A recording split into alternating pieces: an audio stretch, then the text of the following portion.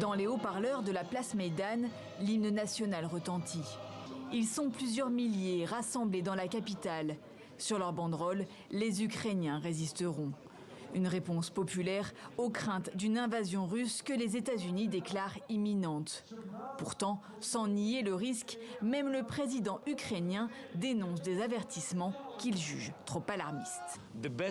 Le meilleur ami de nos ennemis, c'est la panique dans notre pays.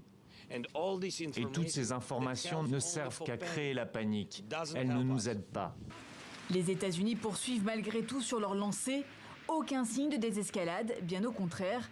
Les nombreux appels téléphoniques ne règlent rien.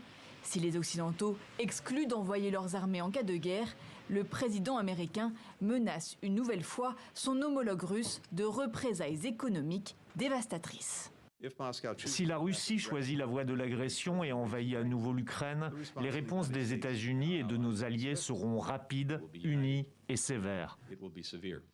La France recommande de reporter les voyages prévus en Ukraine et de plus en plus d'États appellent leurs ressortissants à quitter le pays.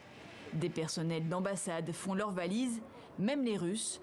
Pourtant, Moscou continue de nier toute intention d'invasion, réclamant la fin de l'expansion de l'OTAN et du soutien de l'Occident à l'ancienne République soviétique. Les Américains augmentent artificiellement l'hystérie autour d'une prétendue invasion programmée par la Russie. Ils donnent même des dates et en parallèle, ils gonflent les muscles militaires de l'Ukraine.